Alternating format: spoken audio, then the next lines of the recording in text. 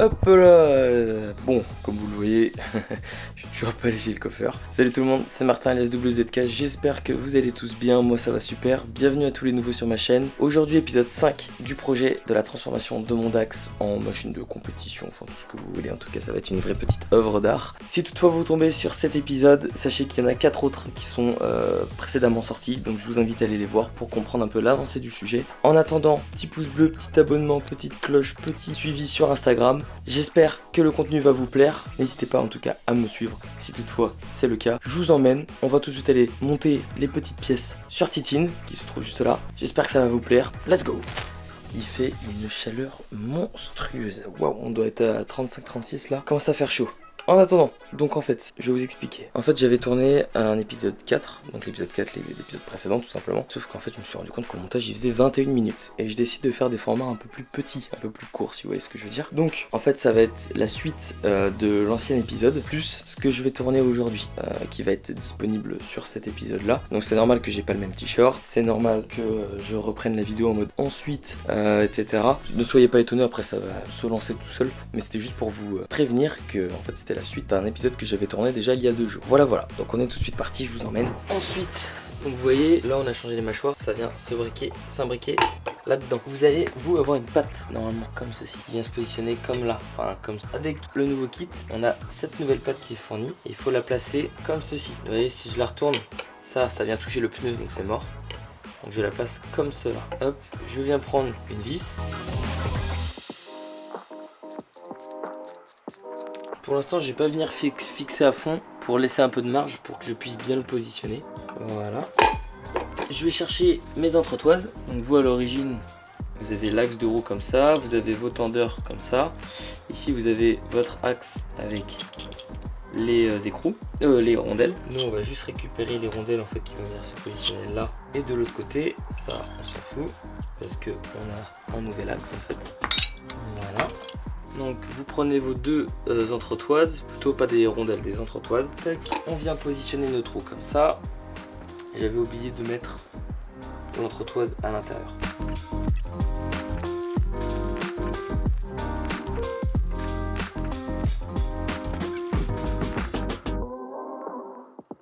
On prend notre écrou et pour l'instant on va juste le positionner s'il veut bien. Voilà, donc là vous voyez, j'ai tout mon système, c'est parfait. Ensuite, là du coup, fixer ça comme ça. Donc il faut que j'aille chercher les vis adéquates.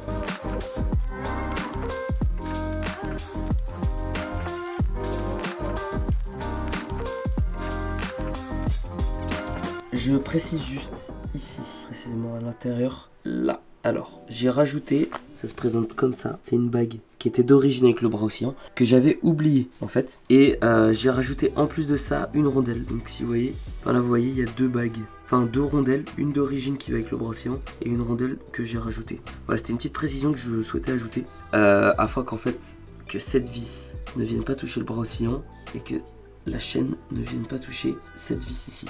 Voilà, et pourtant ma roue est bien centrée. Voilà. Ensuite, on continue bien évidemment sur l'installation de la roue arrière. On va venir ici, grâce à cette nouvelle pièce qui a été fournie bien évidemment avec le bras oscillant, venir dévisser. Alors ici il y a un ressort de costaud d'ailleurs. Donc ça va être en fait notre tendeur de frein arrière ça. Donc on prend notre longue tige, on s'en fout. On vient la placer là-bas. Enfin on la pose n'importe où. On vient prendre ce petit axe. Il y a un trou dedans. On vient le positionner dans la mâchoire ici. On vient prendre notre tige. Du coup, bon, forcément il fallait que la caméra n'ait plus de batterie. Bref, peu importe. Ce que j'ai fait, donc j'ai juste tout simplement vissé l'écrou dans la bague et le support en fait de frein arrière ici. Donc et on vient le tendre en tournant la vis ici, enfin un écrou plutôt pardon ici.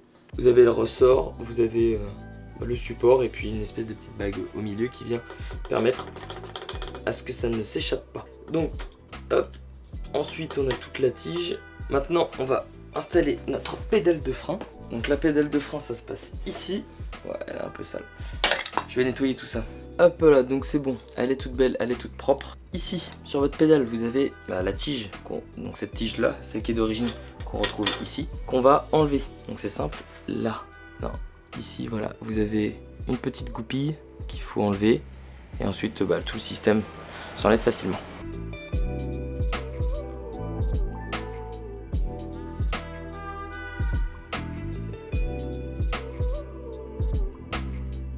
Alors, je vois pas 36 000 solutions.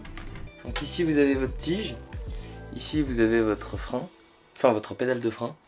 Et en fait, donc on va enlever la goupille ici, voilà. On va venir passer la pédale de frein dedans comme ceci. Hop. On la refait descendre. On remet la goupille et tac. Et voilà. Du coup, si je comprends bien, effectivement ça freine. Ensuite, une fois qu'on a installé notre pédale de frein, il va être incroyable le Dax, vraiment il va être incroyable, il y a du chrome de partout, ça brille, très important. Donc là on a inséré, vous voyez, la pédale, sauf que elle bouge, parce qu'il manque une goupille à l'intérieur. Donc je prends ma petite goupille, je viens l'insérer dans le trou d'origine. Hop, voilà, on n'oublie pas de la tordre, sinon ça n'a aucune utilité.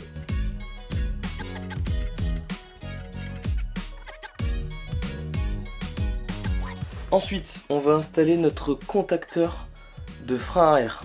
Ça ressemble à ça, c'est cette pièce. On vient mettre l'écrou dedans, voilà. Et on vient visser notre contacteur. Voilà. Et donc le but, en fait, ensuite, ça sert à rien de trop le visser. Donc on prend un ressort. On prend... Il est où le deuxième? Il est là. Donc on va prendre ce ressort-là. Il est assez long comme vous le voyez. Voilà, ce ressort-là. On va venir positionner la petite partie du ressort en haut dans le contacteur. En bas, tac. On va prendre notre gros ressort, lui on vient le fixer sur la pédale.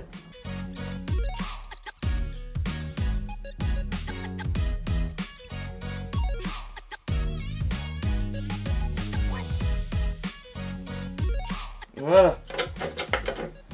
Donc, une fois que le ressort est mis, il est bien tendu, on vient prendre le petit ressort, comme je vous ai montré en dessous, et on vient le placer, hop, dans l'autre ressort à l'intérieur. Et ensuite, vous voyez, il faut serrer un maximum pour qu'en fait, votre ressort ne déclenche pas le contacteur tout le temps. Donc là, vous voyez, là, il est trop desserré parce que on a trop de jeu. Voilà, ici c'est bien. Comme ça, dès que je freine, le contacteur est tiré et le feu arrière se déclenche. Et donc ensuite, une fois que vous roulerez, vous pourrez contrôler votre freinage. Donc là, vous voyez, quand j'appuie, ça freine. Mais je trouve qu'il est un peu léger. Donc ce qu'il faut faire, c'est qu'avec l'écrou qui est juste ici, là, qu'on a monté tout à l'heure, on vient le resserrer tout doucement. Voilà. Jusqu'à temps qu'on trouve que notre poignet, que notre pédale de frein soit assez dur. Voilà, comme ça, moi ça me va. La roue tourne et quand j'appuie ça freine. Nickel. Si toutefois il y en a qui savent à quoi sert cette pièce, je suis curieux de savoir. Je pense que c'est le support de repose pied arrière pour le passager. Je sais que ça se met ici en bas, là, comme ceci, mais esthétiquement je vois pas où est le... Enfin, je sais pas. Bref, s'il y en a qui savent, je suis curieux de savoir. Ensuite, alors en fait je me suis trompé au niveau des fixations de la suspension. Je vais vous montrer ça tout de suite. Voilà, ça se passe ici précisément. La tête de la vis ici là doit être à l'intérieur et l'écrou doit être à l'extérieur. Donc on va modifier ça tout de suite.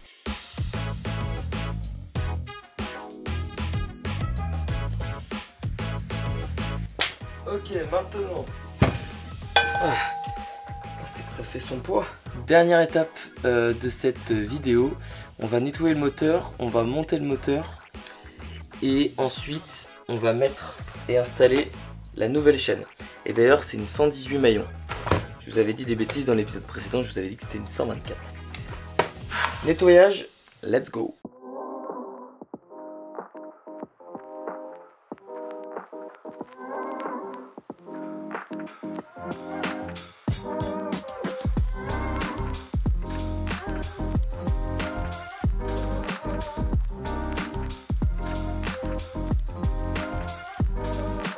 Donc c'est bon, j'ai nettoyé le moteur. Donc maintenant on va aller monter ça sur Titine. Et puis on va installer la chaîne. Comme vous l'avez vu, j'ai aussi installé la béquille. Comme ça, le petit Dax il pourra rester en équilibre tout seul comme un grand. Je vous hype aussi un petit peu, il y a un problème avec la fourche, encore. Donc j'ai trouvé une solution et on verra ça dans l'épisode 6 qui sera lui aussi tout aussi intéressant que les précédents. Je vais vous montrer ce que je vais faire sur la fourche parce que elle claque, en fait c'est ça le problème. Mais je vous en dis pas plus, épisode 6. Genre, je vous en reparle un peu plus tard. Rien de bien compliqué pour l'installation du moteur, j'ai déjà fait un tuto, je vous montre comment on le monte, comment on le démonte, y compris le faisceau électrique avec l'installation et tout le bazar. Vous avez vu, je suis coiffeur aussi entre temps, j'avais oublié de le préciser. Bref, donc je vais installer le moteur, je vous montre comment on l'installe et puis let's go.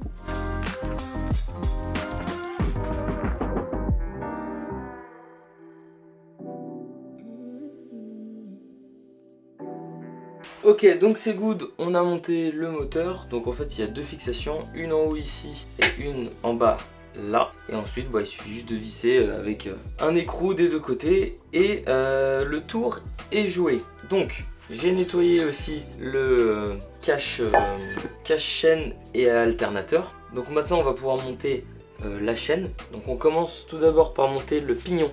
Donc c'est un pignon moi de 17. C'est facile, hop, il n'y a pas de sens, enfin non il n'y a pas de sens, pardon. On le met, hop, terminé, comme ça quoi. Vous prenez ensuite le bloc, c'est comme une bague en fait qui permet de bloquer le pignon.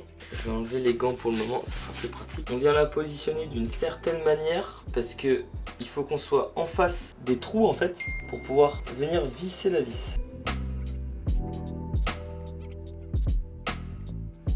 Voilà, une de mise.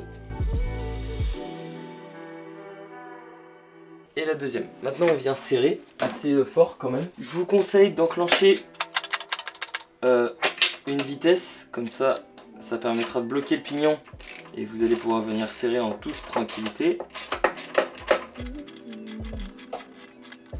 Voilà. Pareil de l'autre côté. Voilà. On peut se remettre au point mort et vous voyez il y a un léger petit jeu, c'est normal, mais mon pignon ne peut pas partir. Ensuite, on remet des gants et on va mettre cette jolie chaîne renforcée. Donc là voilà, plein de graisse, hein, c'est normal. Donc, ce qui est bien, c'est que c'est une chaîne avec attache rapide et pas déjà scellée. Pour la chaîne du coup, je suis allé chez un garagiste. En fait, je suis con, j'aurais pu le faire par moi-même. La chaîne, c'était une 110 maillons. Et en fait elle était beaucoup trop longue. Et j'ai enlevé précisément 9 maillons. Alors par maillon, j'entends ça, je vais vous montrer. Donc ça c'est la chaîne, voyez. Donc là ça en fait 1, 2, 3, 4, 5, 6, 7. Et avec les deux demi en haut là, les deux grises, ça fait 9.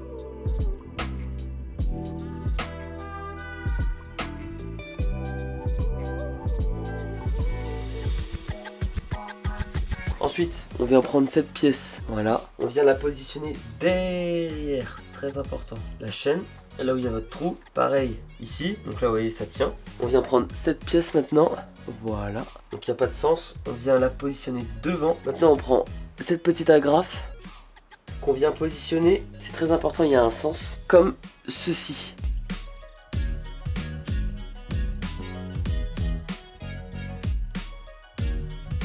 Et là, vous voyez, voilà, complètement détendu ma chaîne. Donc ce qu'il faut faire, c'est qu'on retourne derrière.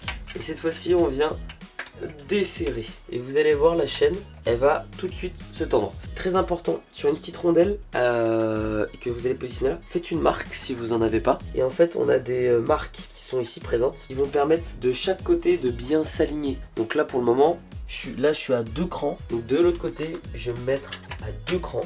Ça permet de centrer la roue arrière.